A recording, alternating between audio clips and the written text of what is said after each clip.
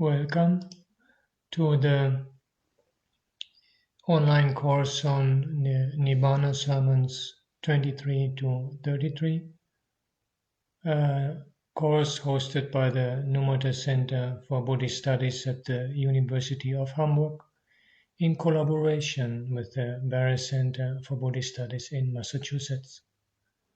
And today we will be looking at Sermon 25. But before that, just a few comments from the forum related to the last lecture. Venerable Dhammadinna on the Charana picture.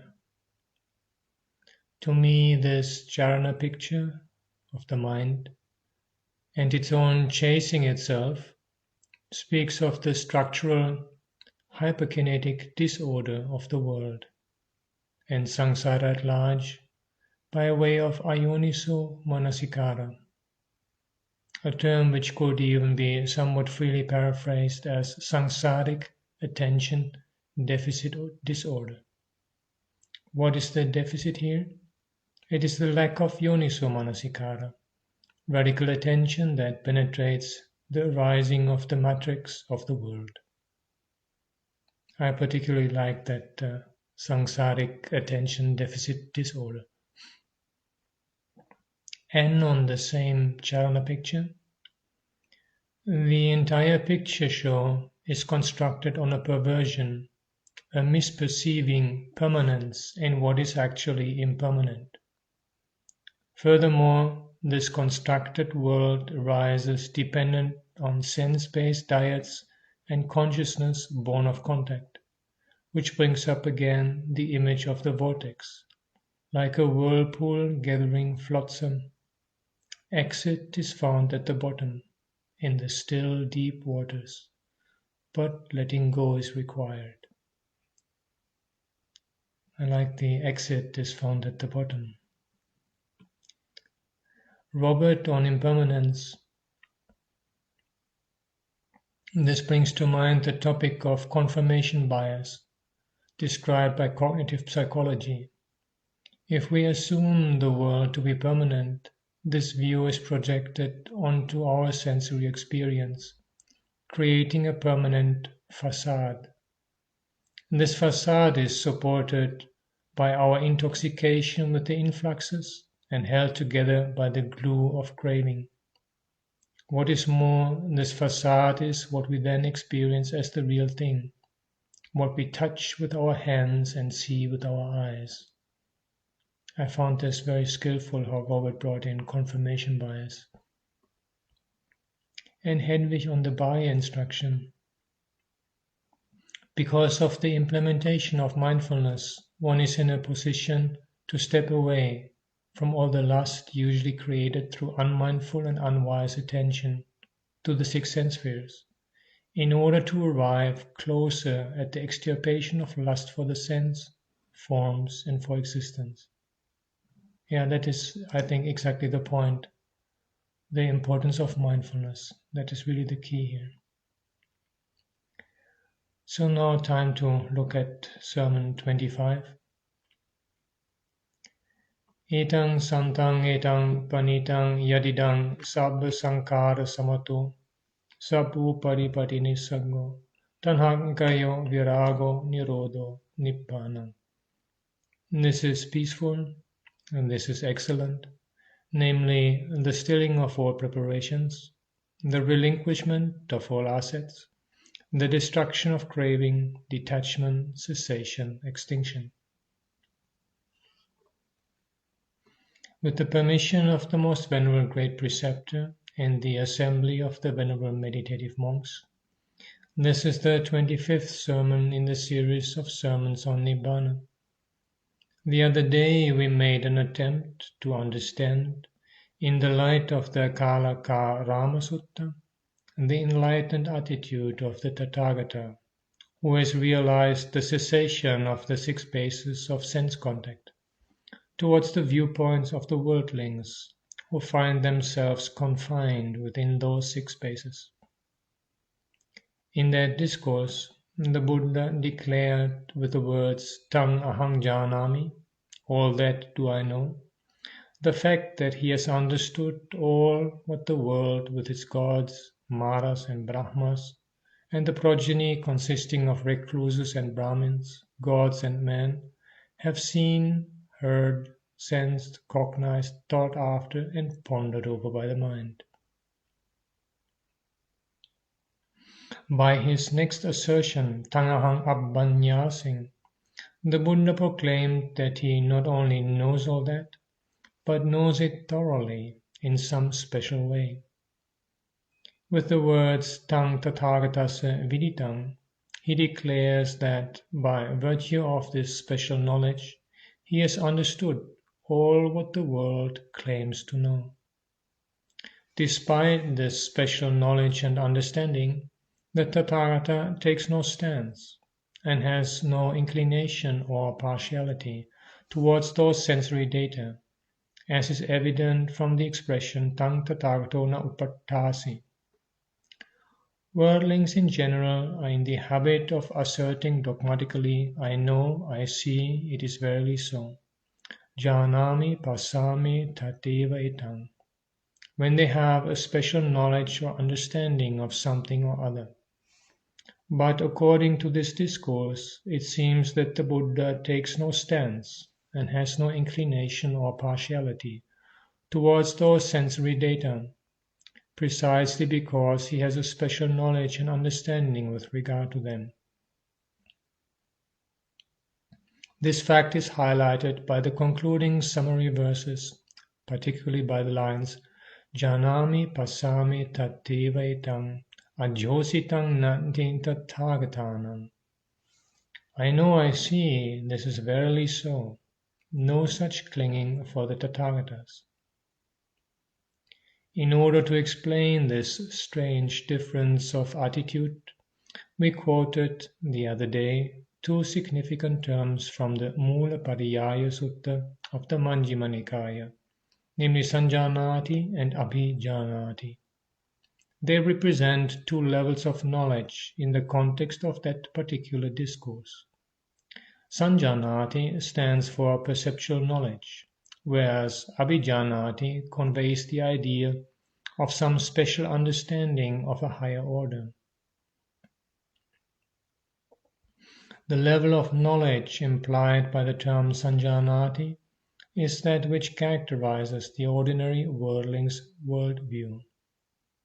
He is deluded by the mirage-like perception in his view of the world, and goes on imagining manjana, a real world enslaved to the patterns of the grammatical structure. But the Tathagata has penetrated into the true nature of those scenes, heards, sensed, and the like, with his extraordinary level of higher knowledge, abhiññā, yielding full comprehension. Therefore, he does not take his stand upon any of them. He has no stance to justify the usage of the term upattasi, since he does not entertain imaginings, manjana. What is called manjana is the imagining in egoistic terms, imparting reality to illusory things. It is this principle of refraining from vain imaginings that is indicated by the term naupattasi, does not take his stand upon. Tathagatas have no clinging or entanglement, ajjositang, precisely because they entertain no imaginings.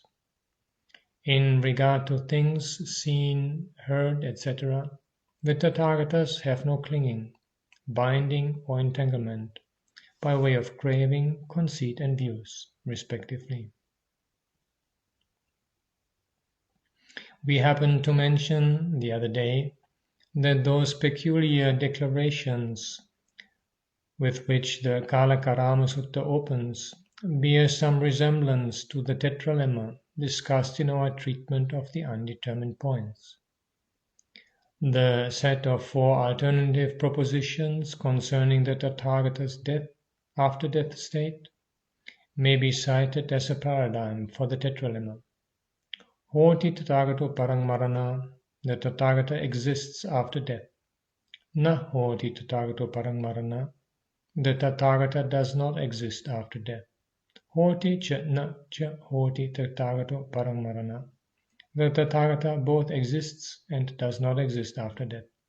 Neva hoti na hoti Tathagato paramarana. The Tathagata neither exists nor does not exist after death. The declarations found in this discourse bear some affinity to the above-mentioned tetralemma. However, we find here the Buddha making the first declaration in several stages. Firstly, he makes the statement that whatever is seen, heard, sensed, and cognized, thought after, and pondered over by all beings in the world, that he knows. In the second statement, he affirms that he has a higher knowledge of all that. Then comes a sentence which reaffirms that the Tathagata has understood, but ends with the statement, the Tathagata does not take his stand upon it. Generally, when confronted with the tetralemma, the Buddha summarily dismisses all the four alternative propositions. But here the peculiarity is in not dismissing the first proposition at once. He declares that he knows, that he has a higher knowledge, and that he has understood all that. Apparently he is affirming the first proposition, granting the validity of sensory data. But then comes the concluding statement to the effect that he does not take his stand upon them, na upaṭṭhāsi, which amounts to a negation. The secret behind this peculiar presentation will emerge when we bring up the proper similes and parables. Till then, what can be gleaned from the context is that the Tathagata has no stance, not because he is ignorant, but due to the very fact that he knows fully well and has understood the nature of the sum total of sensory data. The worldlings are prone to think that it is when convincing knowledge is lacking that one has no such stance. But the Buddha declares here that he takes no stance in regard to what is seen, heard, sensed, etc., precisely because he has a special understanding, a penetrative knowledge of the essencelessness of the data obtained through the six sense bases. So it seems in this context too, we have the negation of the first alternative, as is usual in the case of a tetralemma, only that the negation is expressed here in a very peculiar way. Let us now take up the second declaration. Yang bhikkhave sadevakassa lokassa samarakassa sabrahmakassa sasammanna brahmaniya pajaya sadeva manusaya dittang sutang mutang viññātang pattang pariyesitang anuvicharitang manasa tangahang na janamiti vadeyang tang mamasa musa.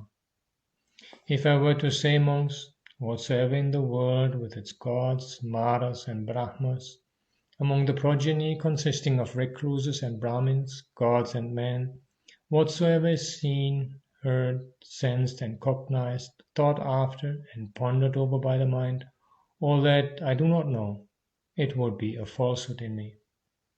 Comment, translation, Bhikkhu Bodhi.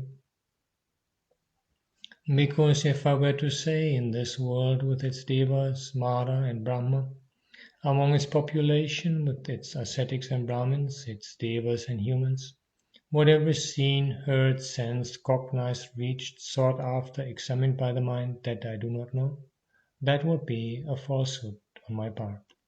End of comment. There's a difference of opinion as to the correct reading of this second declaration. Deep suttas often present difficulties in determining the exact reading, and this is especially the case with the Kālakārāma Sutta. In this instance, the commentary has followed the reading Tangahang Janami iti vadeyang, Tang Mama Samusa. If I were to say that I know, it would be a falsehood in me. But as we have pointed out earlier, this reading is not meaningful. That is probably why the Chatta Sangiti Pitaka edition has followed the variant reading Tangahang na janami iti vadayang, if I were to say that I do not know. This departure from the commentarial tradition seems justifiable, since the Buddha has already declared that he knows all that. It stands for a reason, therefore, that in the second declaration he makes it clear that to say I do not know would be a contradiction, a falsehood. But why this clarification? Generally, the worldlings expect one to unequivocally assert and take one's stand upon one's viewpoint in categorical terms, as expressed by the dictum idameva satyam moghang anyang. This alone is true, all else is false. Failure to do so is recognized as a lack of knowledge or precision. The second declaration is meant to forestall such an objection, since the first declaration ends with the clause Tang Tathagata na upattasi, but the Tathagata has not taken his stand upon it. So it amounts to a statement like, it is not because I do not know that I take no stance. In the same strain, we can explain the declarations that follow. It seems then that the second declaration, Tangahang na janami iti vadayam tang mamasa musa, if I were to say all that I do not know, it would be a falsehood in me, amounts to the second alternative of the tetralemma. The next declaration follows the same trend. To quote the relevant portion, Tangahang janami cha na cha janami iti vadayam tam pasatari sameva.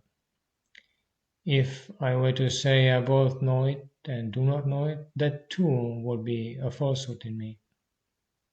In regard to the aforesaid scenes, heard, sensed, etc., if I were to say that I know, I do not know, or even a combination of both those statements as I both know and do not know, it would be a falsehood on my part. Why?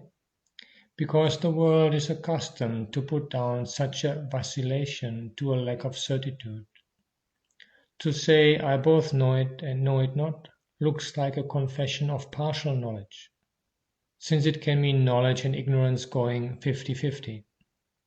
So the Buddha says in this instance too that it would likely be a falsehood, tampasatari sameva.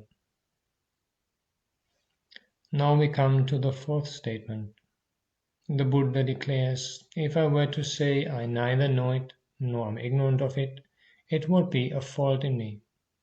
Tangahang niva janami na janami tivadeyang tang mamasa kali. We can understand that position too. Generally, the worldlings think that the refusal to make a categorical statement is either due to partial knowledge or to an attitude of wriggling out.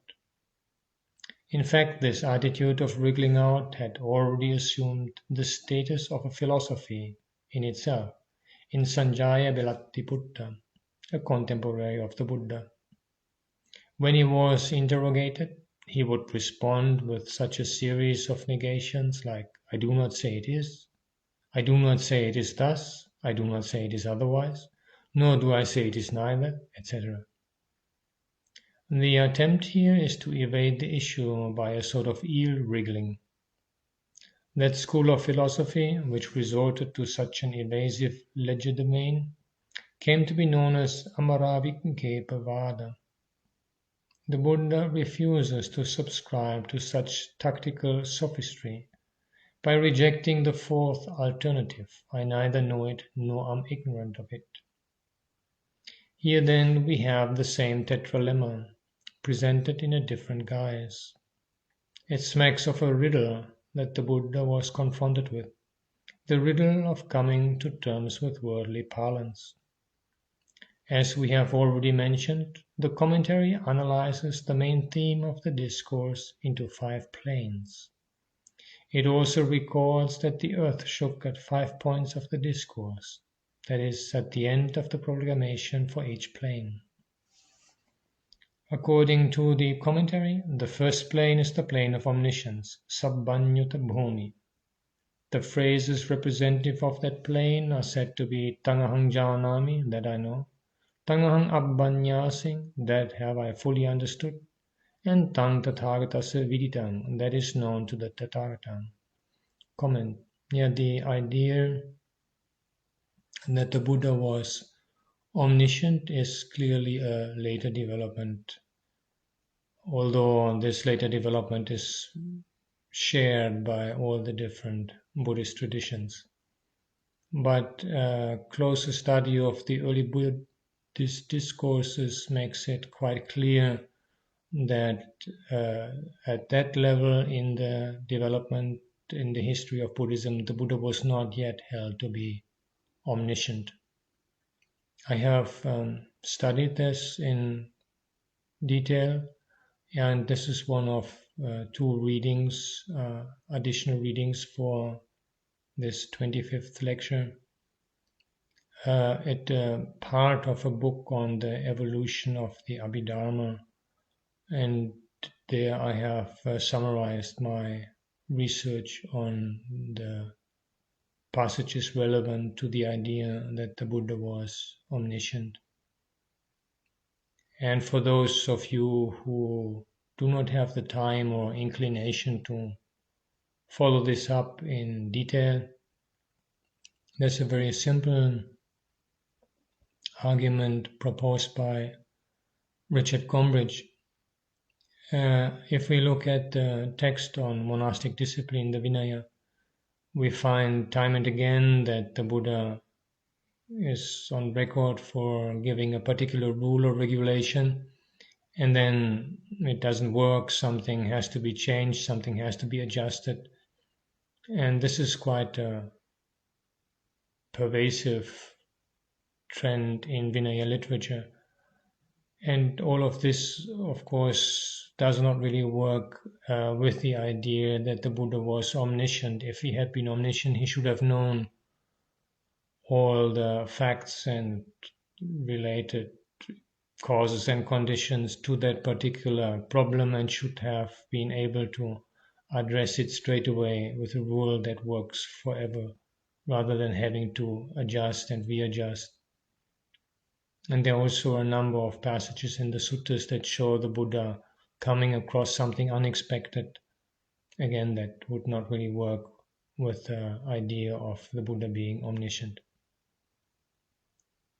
So, in the case of the Kalakarama Sutta, these affirmations, Tangahang Janami, Tangahang Abhanyasing, Tang Tathagata Saviditang, that I know, I have fully understood it, that is known to the Tathagata, should be understood in the sense of penetrative knowledge, seeing through, understanding fully, rather than comprehensive knowledge in the sense of knowing each and every detail.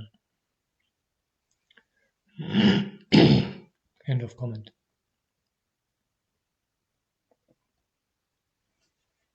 Then comes the plane of the influx-free one, Kina Sababhumi, represented by the section ending with the phrase Naupattasi, does not take his stand upon it.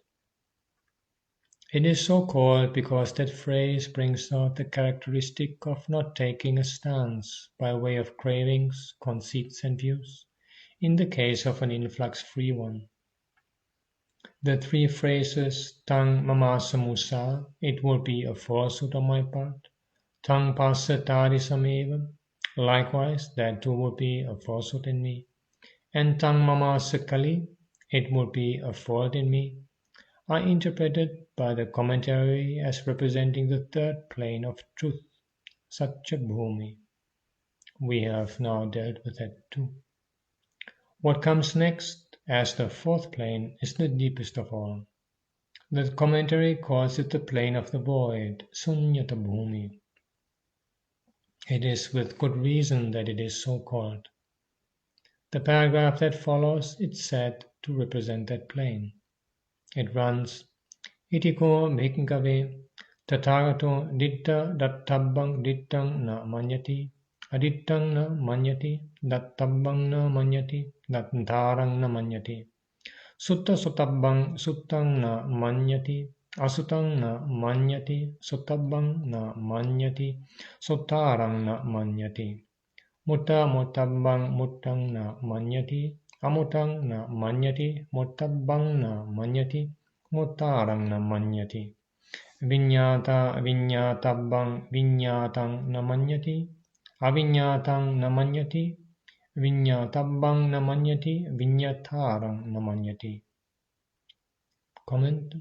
And just for ease of following the exposition, I give again here Bhikkhu Bodhi's translation of this passage that the Venerable Ñāṇananda gives only in the Pali here. So having seen what can be seen, the Tathagata does not misconceive the seen, does not misconceive the unseen, does not misconceive what can be seen, does not misconceive one who sees. Having heard what can be heard, he does not misconceive the heard, does not misconceive the unheard, does not misconceive what can be heard, does not misconceive one who hears. Having sensed what can be sensed, he does not misconceive the sensed, does not misconceive the unsensed, does not misconceive what can be sensed, does not misconceive one who senses. Having cognized what can be cognized, he does not misconceive the cognized, does not misconceive the uncognized, does not misconceive what can be cognized, does not misconceive one who cognizes. End of comment.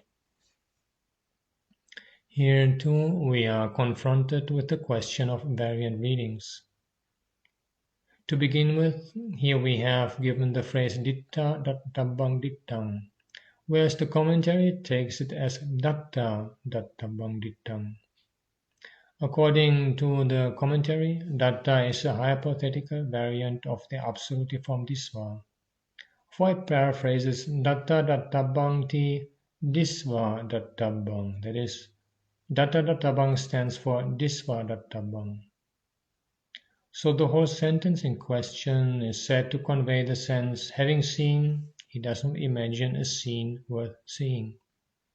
But the variant reading ditta is granted, though the commentary prefers the reading datta, as it is suggestive of the absolutive drishtva.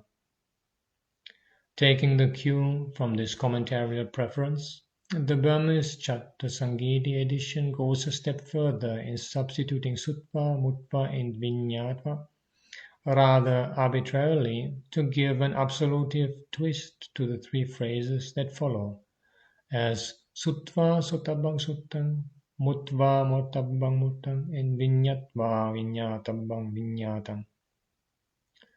Probably the editors thought that in this context the terms ditta, sutta, mutta and viññāta could not be interpreted as they are.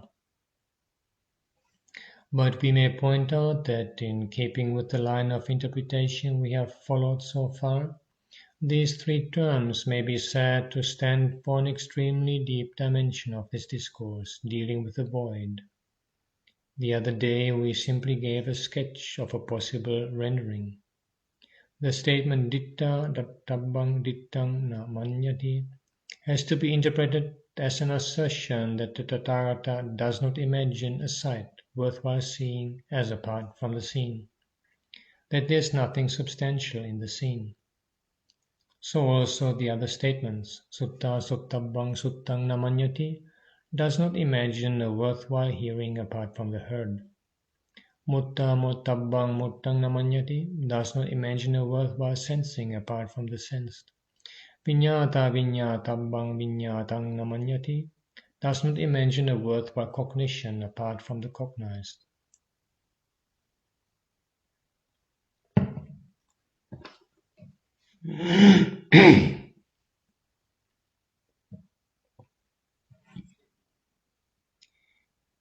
In case our interpretation still appears problematic, we may hark back to the Barre Sutta we have already explained at length. The philosophy behind the Buddha's exhortation to the ascetic Bahya could be summed up in the words ditta dittamatang bhavisati, sutte suttamatang bhavisati, Mutte muttamatang bhavisati, viññāte viññātamatang bhavisati. In the seen there will be just the seen, in the heard there will be just the heard, in the sensed there will be just the sensed, in the cognized there will be just the cognized. What is meant is that one has to stop at just the seen, without discursively imagining that there is something seen, something substantial behind the seen. Similarly, in regard to the heard, one has to take it as just a heard, not something heard. In the case of the phrase ditta dattabbang dittang namanyati, the word ditta being in the ablative case, we may render it as does not imagine a sight worthwhile seeing as apart from the seen. By way of further clarification of this point, we may revert to the simile of the dog on the plank which we gave in our explanation of nama rupam. The simile is of course not canonical, but of fable origin. When a dog, while crossing a stream, stops halfway on the plank and starts wagging its tail, peeping curiously down, the reason is the sight of its own image in the water. It imagines a dog there, a water dog. The dog thinks that there is something worthwhile seeing apart from the seen. It is unaware of the fact that it is seeing what it sees because it is looking. It thinks that it is looking because there is something out there to be seen. The moment it realizes that it is seeing because it is looking, it will stop looking at its own image in the water. We have here a very subtle point in the law of dependent arising, one that is integral to the analysis of name and form. So then, due to the very ignorance of the fact that it is seeing because it is looking, the dog imagines another dog there in the water. What is called manjana is an imagining of that sort. No such imagining is there in the Tathagata. Ditta dattabbang dittang namanyati, he does not imagine a sight worth seeing is apart from the seen. In short, for him the seen is the be-all and the end-all of it.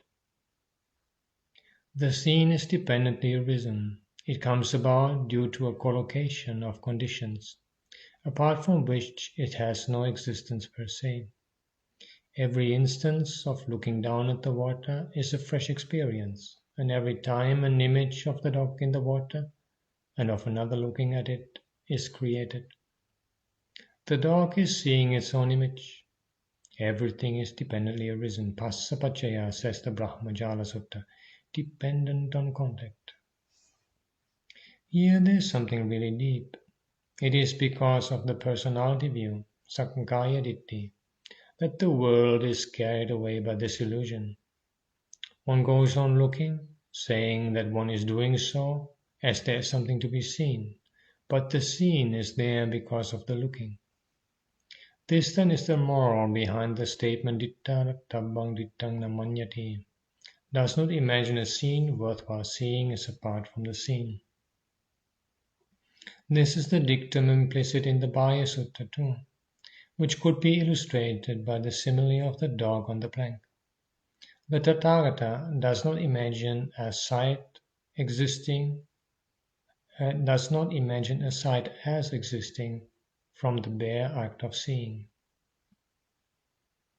If further illustrations are needed, let us take the case of hearing music from a distance. One imagines a thing called music, and with the idea of listening to the same music goes to the place where the music is going on. One is not aware of the fact that at each step in that direction one is hearing a different music. Why? Because one is ignorant of the law of dependent arising. Just as in the former case the dog seen is dependent on the dog looking, here too the auditory consciousness of a music is the outcome of a dependence between ear and sound. So, deluded as he is, he goes to the music hall to listen better to the same music. He will realize the extent of his delusion if he happens to put his ear to the musical instrument. When he does so, he will hear not a music, but a set of crude vibrations. But this is what is going on in the world.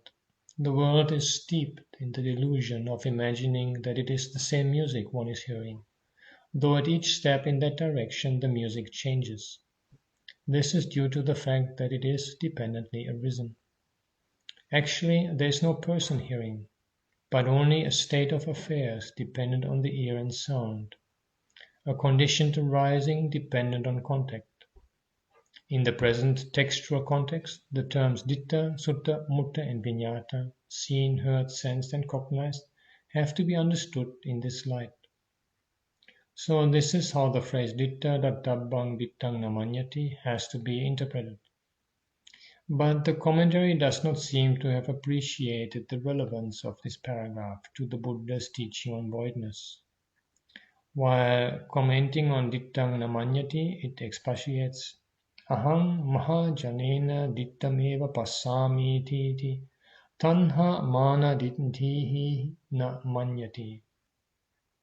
According to it, what is meant is that the Tathagata does not imagine by way of cravings, conceits, and views, that he is seeing just what the common people have seen. This is an oversimplification, a rather shallow interpretation. The next phrase, adittang na manyati, is similarly explained.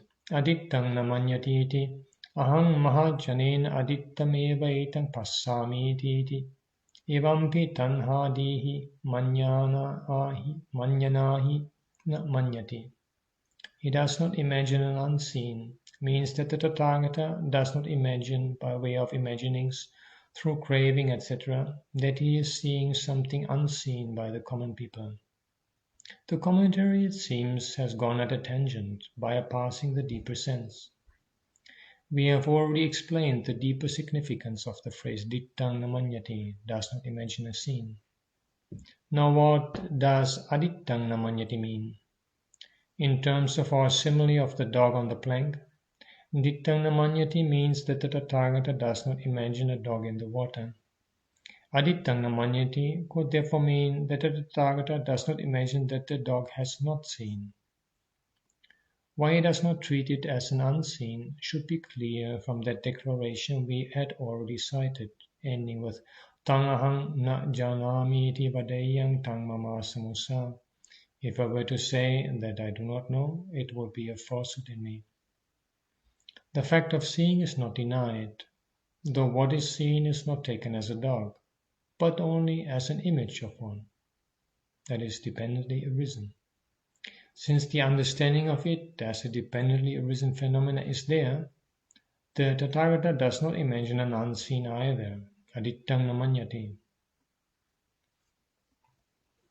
The phrase dattabbang namanyati is also explicable in the light of the foregoing discussion. Now the dog on the plank keeps on looking down at the water again and again, because it thinks that there is something worthwhile seeing in the water. Such a delusion is not there in the Tathagata. He knows that at each turn it is a phenomenon of a scene dependently arisen, dependent on contact, passapaccaya. Every time it happens, it is a fresh sight, a new preparation, sankhara. So there's nothing to look for in it. Only a looking is there, nothing worth looking at. Only a seeing is there, nothing to be seen. Apart from the bare act of hearing, there's nothing to be heard. It is the wrong view of a self that gives a notion of substantiality. The above phrase, therefore, is suggestive of insubstantiality, essencelessness, and voidness. Music is just a word. By taking seriously the concept behind that word, one imagines a thing called music. The pandemonium, created by a number of musical instruments, is subsumed under the word music. Then one goes all the way to listen to it. The same state of affairs prevails in the case of the scene.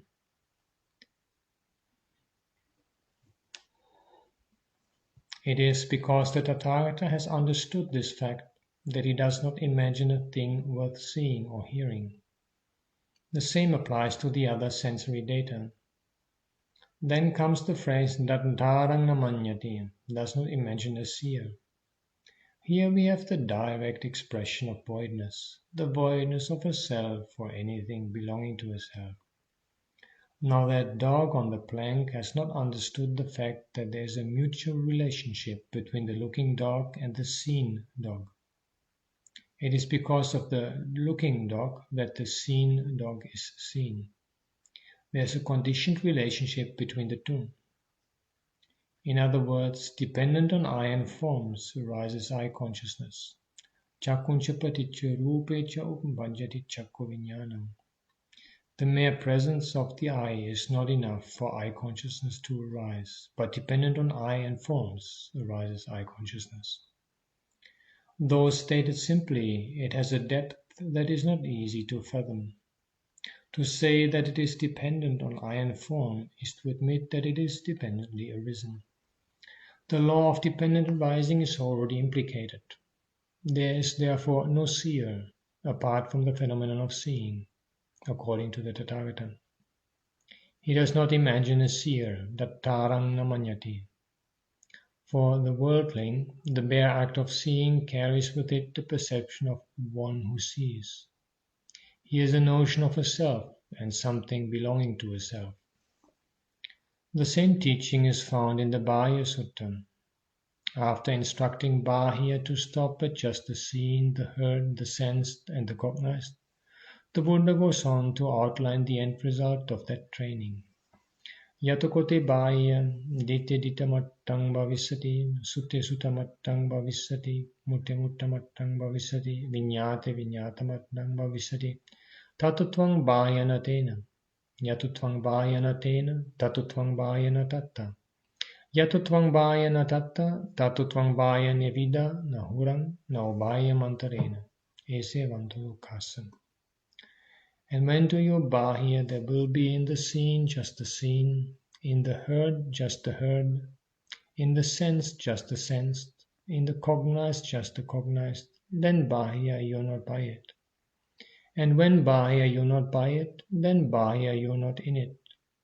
And when Bahya you're not in it, then Bahya you are neither here nor there nor in between. This itself is the end of suffering. Comment, translation by Ireland.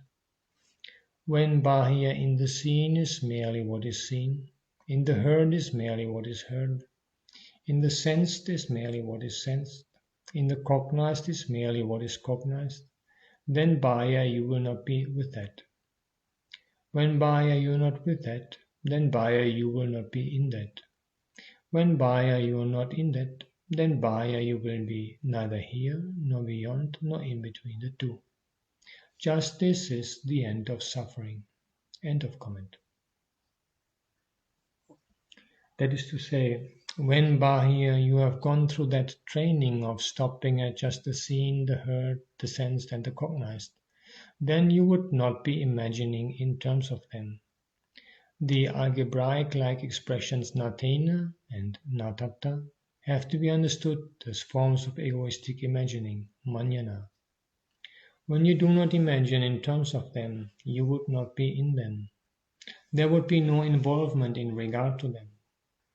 In the case of that music, for instance, you would not be in the orchestra. The egoistic imagining implicating involvement with the music presupposes a hearer, sotara, dwelling in the orchestra.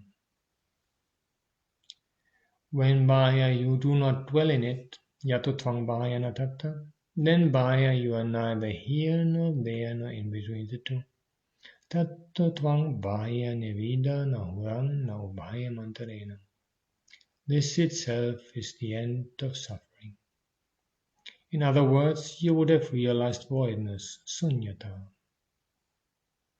The expression Datarang Namanyati does not imagine a seer, Sotarang Namanyati does not imagine a hearer, Motarang Namanyati does not imagine a senser, Viññātarang Namanyati does not imagine a knower, have to be understood in this light. The Tathagata does not even imagine a thinker apart from thought. This is the plane of the void, Sunyata Bhumi, the perfect realization of the corelessness or essencelessness of the seen, the heard, the sensed and the cognized. The very absence of manana or egoistic imagining is to be understood by sunyata bhumi or the plane of the void.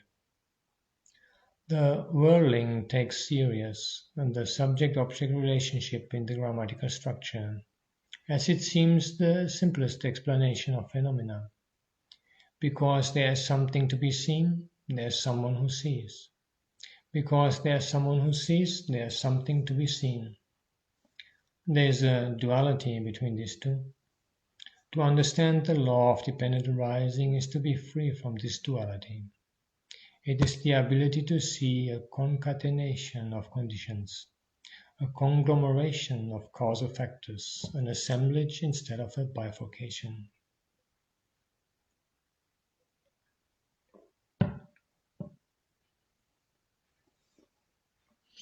The way of the worldlings, however, is to follow the subject-object relationship, a naive acceptance of the grammatical structure, which is the easiest mode of communication of ideas. They are misled by it to take seriously such notions as one who sees and a thing seen, one who hears and a thing heard. But the Tathagata is free from that delusion. Now we come to the fifth section of the discourse, known as the Thadi Bhumi, the plane of the Such. It runs, Itiko bhikkhave Tathagato ditta sutta mutta viññātabbesu dhammesu thadi eva thadi. Tamha cha panatādimha anyo tādi uttaritaro va panitataro va natdide vadami. Thus amongst the Tathagata, being such in regard to all phenomena, seen, heard, sensed and cognized, is such. Moreover than he who is such, there is none other high or more excellent, I declare. Comment translation by Bhikkhu Bodhi. Thus bhikkhus, being ever stable among things seen, heard, sensed and cognized, the Tathagata is the stable one. And I say there is no stable one more excellent or sublime than that stable one. The most end of comment. The most difficult word here is tadi. We have already explained it to some extent. It can be rendered by such or thus. The commentary explains it by the phrase tadita nama eka sadisata. Suchness means to be always alike. By way of illustration, the commentary states, Tathagato cha yadiso labhadisu tadiso va alabhadisu. As he is in regard to gain, so is the Tathagata in regard to loss. The allusion here is to the 8 worldly vicissitudes, gain, loss, fame, ill fame, praise, blame, and pleasure, pain. But this explanation is rather misleading, as it ignores a certain deep dimension of the meaning of the word of the term tadi. When it is said, as he is in regard to gain, so is he in regard to loss, one can ask, how is he in regard to gain? This is imprecise as a meaning. However, the commentator happens to quote from the Mahanidesa another explanation, which is more to the point. It is briefly stated as itta anitte tadi, such in regard to the desirable and the undesirable, and explained as labhe pitadi alabhe pitadi, yase pitadi ayase pitadi, nindaya pitadi pasangsaya pitadi, sukhe pitadi dukkhe pitadi. He is such in gain as well as in loss, he is such in fame as well as in ill fame, etc. That is the correct explanation. Instead of saying as he is in gain, so he is in loss, we have here continuous suchness in regard to all vicissitudes. He is such in gain as well as in loss, he is such in fame as well as in ill fame, he is such in praise as well as in blame, he is such in pleasure as well as in pain. Comment.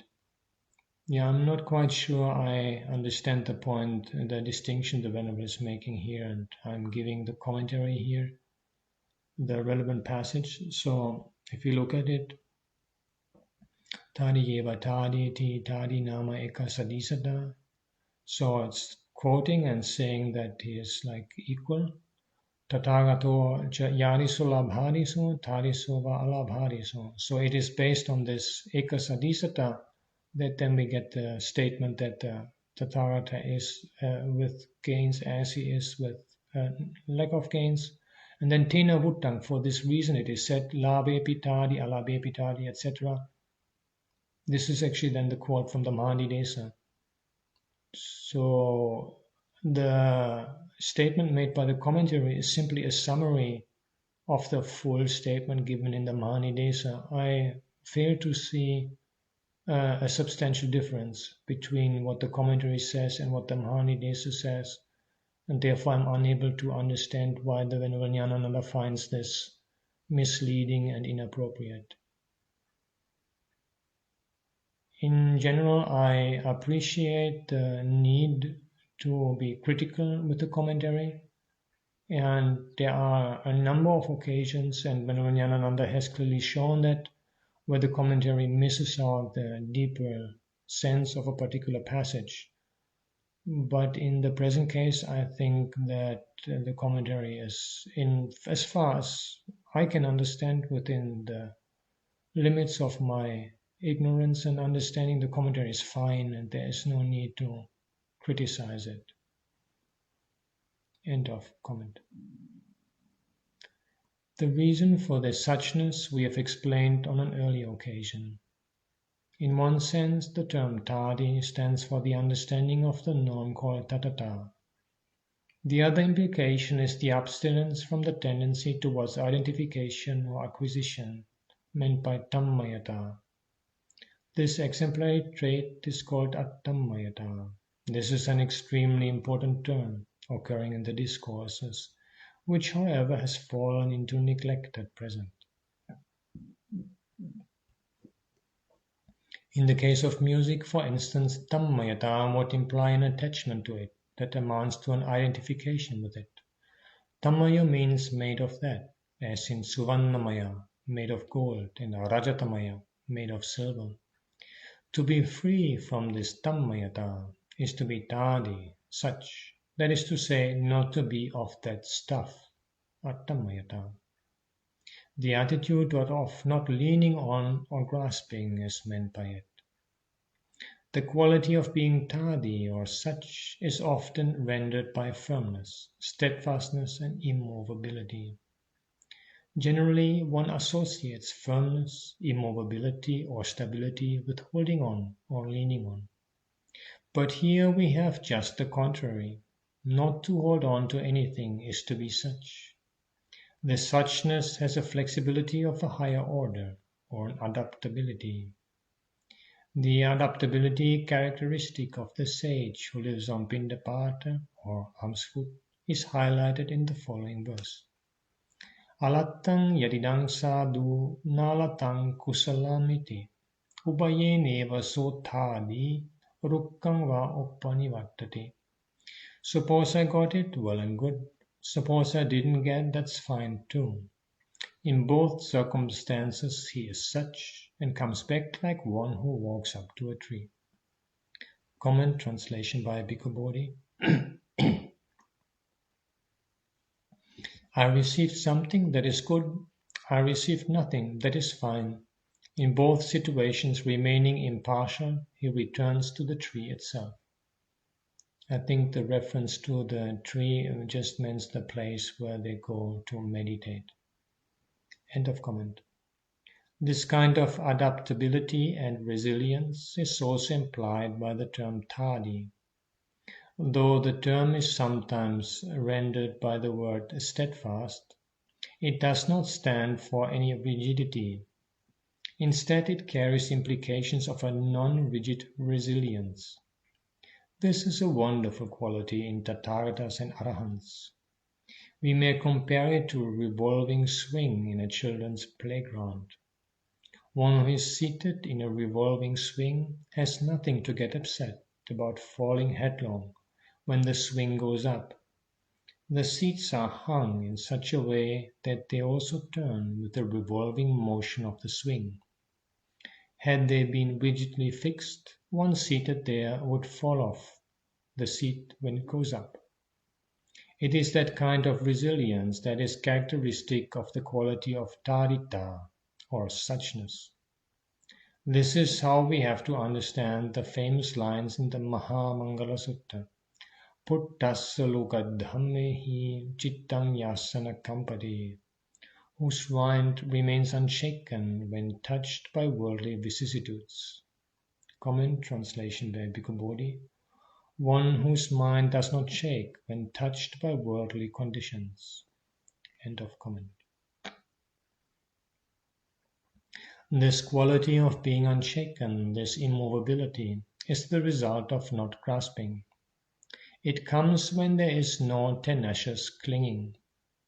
It is to one who rests on or leans on something that there is dislodgement or instability. Now I am leaning on the wall. If someone does damage to the wall, I would get shaken. That is what is suggested by the axiom nisitasa chalitang, anisitasa chalitang nati. To one who is attached, there is dislodgement. To the one detached, there is no dislodgement. The worldling, on the other hand, thinks that to lean on or to rely on something is the mark of stability. So it seems that the term tadi has an extraordinary dimension of meaning.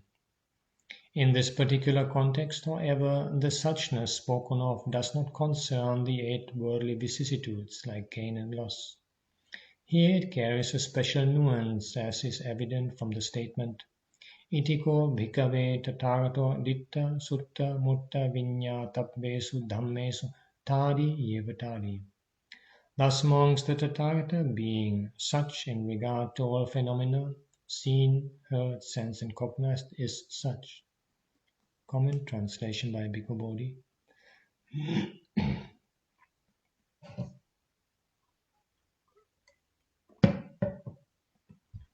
Thus, because being ever stable among things seen, heard, sensed, and cognized, the Tathagata is a stable one. End of comment.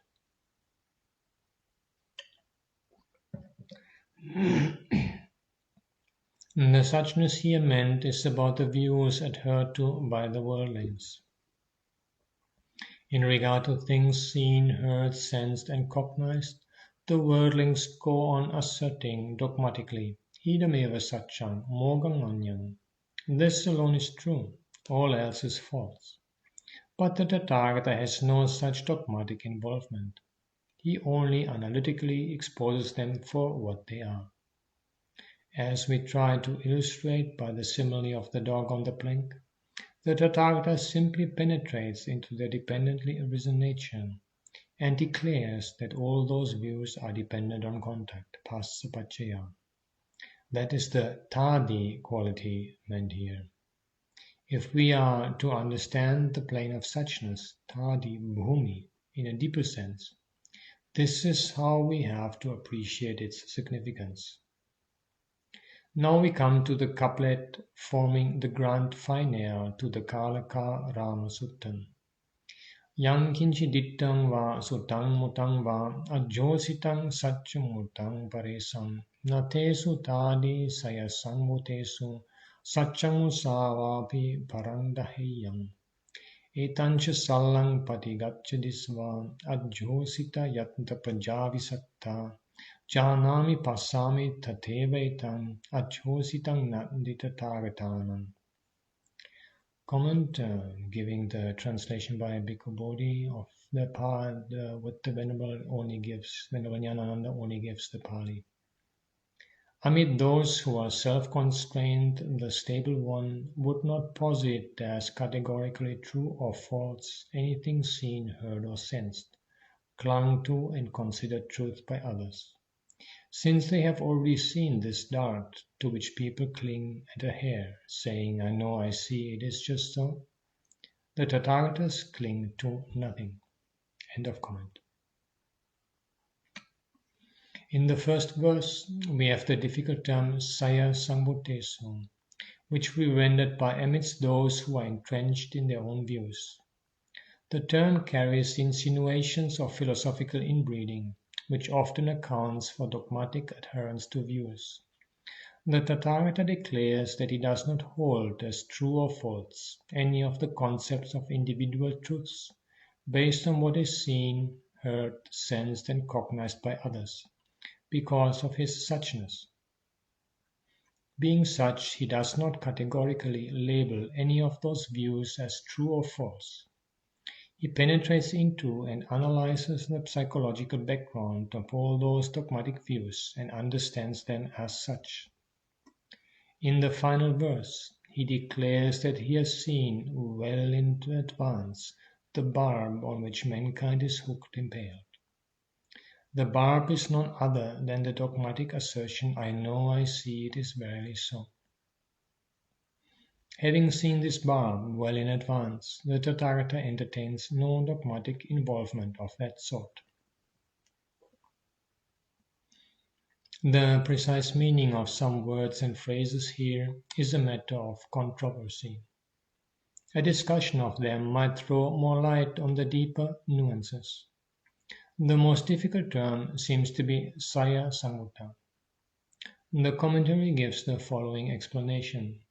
Saya Samute Suti, Sayameva Sang Varitva Piyaitva Gahita Gahanesu Ditti Gatikesu Ti Atto. Ditti Gatikahi Sayang Samutati Buchanti. Saya Sambutesu means among those dogmatic view holders who have grasped those views, having recollected them and cherished them. Dogmatic view holders are called Sayang Samutta. According to the commentary, the term Saya Samutta refers to persons who hold dogmatic views, but we interpreted it as a reference to such views themselves. By way of clarification, we may allude to some discourses in the Attaka Vagga of the Sutta Nipata, which bring up a wealth of material to substantiate the salient points in the Kalaka Rama Sutta, while throwing more light on the particular term in question. The chapter called Attaka Vagga in the Sutta Nipata in particular embodies a deep analysis of the controversies among contemporary dogmatists. Let us first of all take up for comment some verses that throw more light on the meaning of the term Saya Samutta from the Chula Viyuha Sutta. That discourse unfolds itself in the form of question and answer. The commentary explains that this medium of dialogue was adopted by the Buddha to resolve the clash of philosophical moot points current in the society, and that the interlocutor is a replica of the Buddha himself, created by his psychic power. Be that as it may, the relevant question for the present context is presented as follows. Kasmanu sacchani vadanti nana, pavadiya se kusalavadana, sacchani sutani bahuni nana, udahoti takkam manussaranti. Why do they proclaim various truths, claiming to be experts each in his field? Are there several and various truths, or do they merely follow logical consistency? Comment translation by Bodhi. But why do they assert diverse truths, those proponents who claim to be skilled? Are those truths actually many and diverse, or do they follow a line of reasoning? End of comment. The Buddha's reply to it is as follows.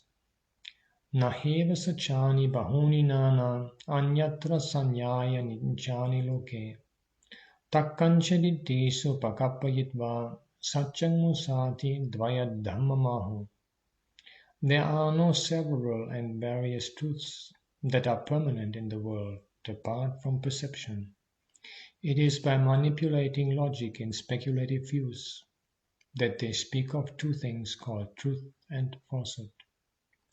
Comment translation by Bhikkhu Bodhi. Truths surely are not many and diverse, except by mistakenly perceiving permanent things in the world. But having formulated reasoning about views, they assert the dyad, true and false. End of comment. There is no plurality in the concept of truths, apart from the perception based on which they declare various speculative views. It seems that the Buddha grants the possibility of various levels of perception as a truth for all times, though he does not accept the plurality of truths. rising out of a variety of speculative views based on them. He understands the psychology of logic, having seen penetratively the perceptual background of each and every view. He accepts as a psychological fact that such and such a perception could precipitate such and such a view. Therefore, in a limited and relative sense, they are true. The dichotomy between truth and falsehood has arisen in the world due to a manipulation of logic on individual viewpoints. This fact comes up for further comment in the Mahavyuha Sutta that follows. Sakkang hi dhammang paripunnamaho anyasya dhammang panahinamaho evam pivingaya vivadiyanti sakkang sakkang samutimaho satcham. Comment, translation by Bhikkhu Bodhi. If one is inferior when disparaged by an opponent, no one would be distinguished among the teachings, for they each say the other's teaching is inferior, while firmly advocating their own. End of comment. This verse describes how debating parties go on clashing with each other. They call their own system of thought perfect, and the other system of thought inferior. Thus they quarrel and dispute. Their own individual viewpoint they assert as true. The phrase sakkang sakkang sammuting, each his own viewpoint, is somewhat suggestive of saya sangvutesu, the problematic term in the Kalakarama Sutta. Yet another verse from the Pasura Sutta in the Atthakavagga exposes the biases and prejudices underlying these individual truths. Ideva suddhiti tivariyanti nanyesu dhammesu visuddhimahu yang nisita tatta subhang vadana pancheka satchesu puttu nimitta. Here in the system is purity, they assert polemically. They are not prepared to grant purity in other systems of thought. Whatever view they lean on, that they speak in praise of, they are severely entrenched in their own individual truths. Comment, translation by Bhikkhu Bodhi. Here alone is purity, they declare. They say there is no purification in other teachings. Declaring whatever they depend on to be excellent, many are entrenched in separate truths. End of comment. The last line is particularly relevant as it brings up the concept of Pancheka Satcha. To be a Pacceka Buddha means to be enlightened for oneself. So the term Pacceka Satcha can mean truth for oneself. Those who hold conflicting views go on debating entrenched each in his own concept of truth. Comment, this is another additional reading just for those of us who want to follow up a little bit more the idea of Pacceka and in support of the interpretation proposed by Venerable Ñāṇananda. This is an article I originally wrote on Isigili Sutta, which is now found in my collected studies in the Ekotarika Agama studies, which I will be making available. And there I discuss the different interpretations proposed of Pacceka.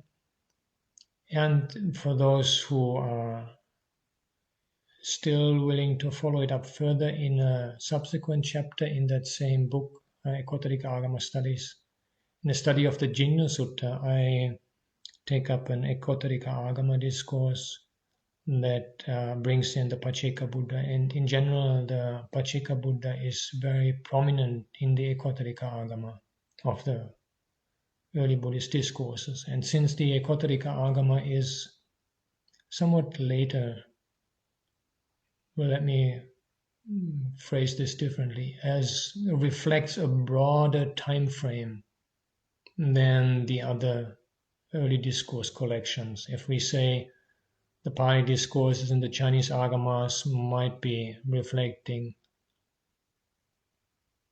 say, the first 2 centuries, very roughly speaking, in the development of Buddhist thought, the Ekotarika Agama would get another 1 or 2 additional centuries in terms of reflecting developments. So at times, Ekotarika Agama discourses can be very early, but there's also substantially later material. And the prominence of the Pratyeka Buddha and the Pacceka Buddha in these discourses has led me to some speculations on the significance of this idea of Pacceka Buddhas, which seem to become very prominent at a time probably soon after the Buddha's passing away, and then eventually again lose importance, being supplanted then by the Bodhisattva ideal. So just for those of you who are curious about that, to just read my ideas on that, not to be taken as a statement of truth, just a little bit of reflections and ideas that I have developed in relation to the idea of the motive of the Pacceka Buddha. End of comment. The three expressions Pacceka Satcha, Sakang Sakang Samoting, and Saya Samotesu convey more or less the same idea. The words Tesu, Saya, Sambutesu refer to those narrow viewpoints to which they are individually confined or remain closeted in. The Tathagata does not hold as true or false any of those views limited by the self-bias. Another lapse in the commentary to the Kalaka Rama Sutta is its comments on the phrase Parang Daheyang. It takes the word Parang in the sense of supreme, Uttamang Katva, whereas in this context it means the other. Here too we may count on the following two lines of the Chula Vyuha Sutta of the Sutta Nipata in support of our interpretation. Yeneva baloti parangdahati tenatu manang kusalati chaha. That by which one dubs the other fool, by that itself one calls oneself an expert. Comment here is Bhikkhu Bodhi's translation. As he considers the opponent a fool, on the same ground he describes himself as skilled. End of comment. From this it is clear that the phrase Parang Dahati means dubs another. The last two lines of the Kalaka Rama Sutta are of utmost importance. Janami passami tateva etang ajositang nati tathagatanam. I know, I see, it is verily so. No such clinging for the Tathagatas. Worldlings dogmatically grasp the data heaped up by their six sense bases, but the Tathagatas have no such entanglements in regard to sensory knowledge. Why so? It is because they have seen the cessation of the six sense bases. By way of illustration, we may compare this seeing of the cessation of the six sense bases to an exposure of the inner mechanism of a high-speed engine by removing the bonnet.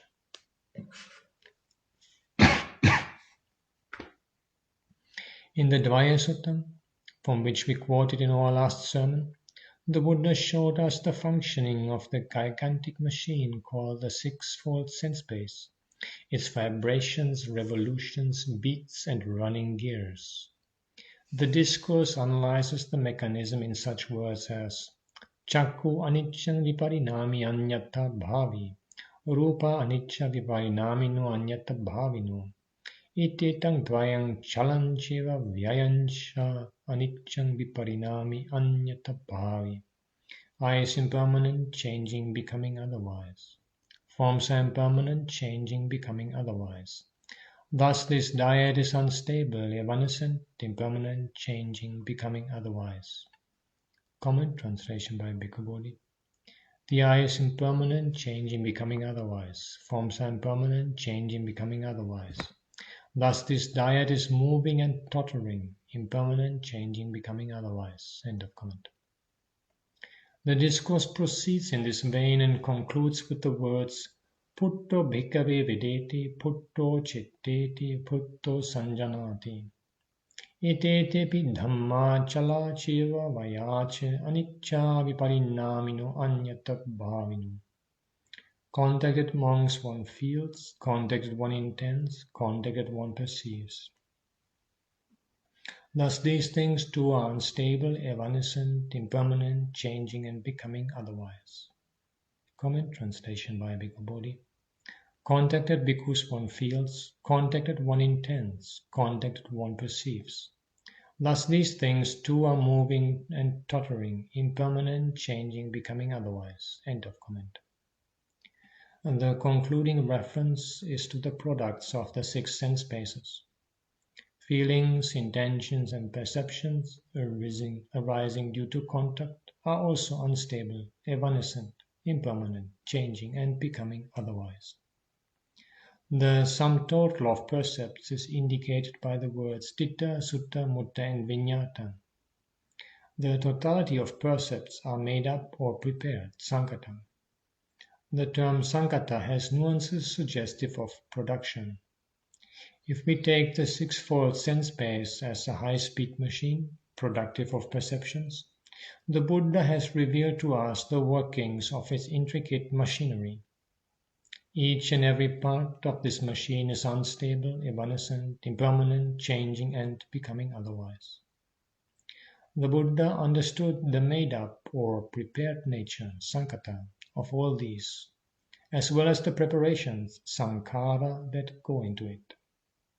That is why the Buddha has no dogmatic involvement in regard to the products of this machine, the totality of all what is seen, heard, sensed, and cognized, Citta, Sutta, Mutta, Viññāta.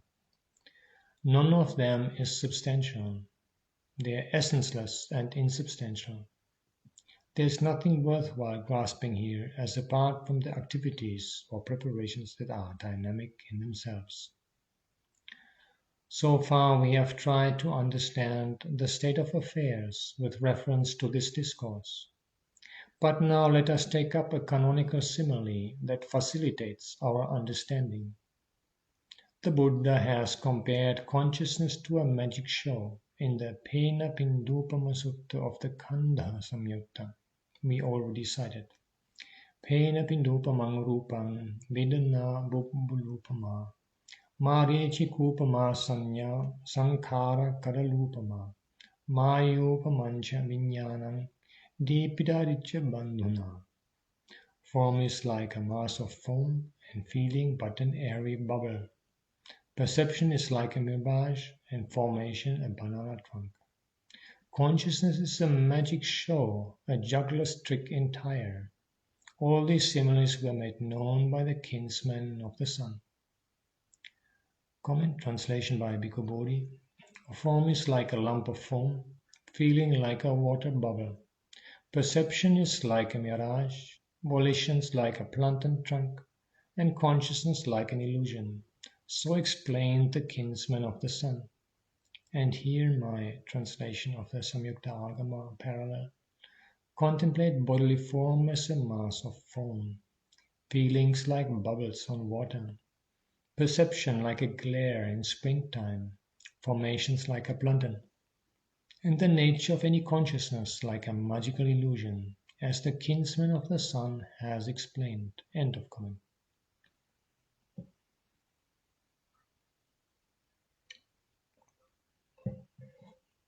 As a matter of fact, the verse itself is a mnemonic summary of a certain sermon delivered by the Buddha. According to it, the Buddha, the kinsman of the sun, has compared form to a mass of foam, feeling to a water bubble, perception to a mirage, preparations to a banana trunk, and consciousness to a magic show. What is of relevance to us here is the comparison of consciousness to a magic show. The simile of the magic show is presented in that sutta in the following words. Sayathabi bhikkhave maya karo va maya karante vasi va chatum mahapate mayang vidang seya. Tangenang chakukuma puriso paseya ninjayaya yoniso upaparikkeya. Tasatang pasato ninjayato yoniso upaparikkato. Rittakanyeva bhagayaya, tuchakanyeva kayaya, asarakanyeva kayaya, kinyisiya bhikkhave mayaya saro. Evameva ko bhikkhave yang kinchi viññānam atitana gattapacchupannam ajattam va bahidda va ularikam va sukumam va hinam va panitam va yang dure santikeva. Tang bhikkhu pasati nijjhayati yoniso upaparikkati. Tasatang passato nijjayato yoniso upaparikkato rittakanyeva kayati. Tucchakanyeva kayati. Asarakanyeva kayati. Kinisiya bhikkhave ñāṇesaro. Suppose monks, a magician or a magician's apprentice should hold a magic show at the four crossroads, and a keen-sighted man should see it, ponder over it, and reflect on it radically. Even as he sees it, ponders over it, and reflects on it radically, he would find it empty, he would find it hollow, he would find it void of essence. What essence, monks, could there be in a magic show? Even so, monks, whatever consciousness, be it past, future, or present, in oneself or external, gross or subtle, inferior or superior, far or near, a monk sees it, ponders over it, and reflects on it radically. And even as he sees it, ponders over it, and reflects on it radically, he finds it empty, he finds it hollow, he finds it void of essence. What essence, monks, could there be in a consciousness? Comment, translation by Bhikkhu Bodhi. Suppose, bhikkhus, that a magician or a magician's apprentice would display a magical illusion at a crossroads. A man with good sight would inspect it, ponder it, and carefully investigate it, and it would appear to him to be void, hollow, insubstantial. For what substance could there be in a magical illusion? So too, bhikkhus, whatever kind of consciousness there is, whether past, future, or present, internal or external, gross or subtle, inferior or superior, far or near, a bhikkhu inspects it, ponders it, and carefully investigates it, and it would appear to him to be void, hollow, insubstantial. For what substance could there be in consciousness? And Samyukta Agama, parallel.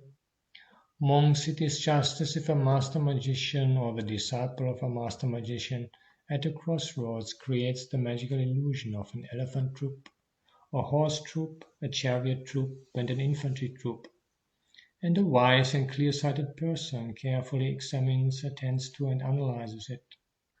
At the time of carefully examining, attending to, and analyzing it, he finds that there is nothing in it. Nothing stable, nothing substantial, it has no solidity. Why is that?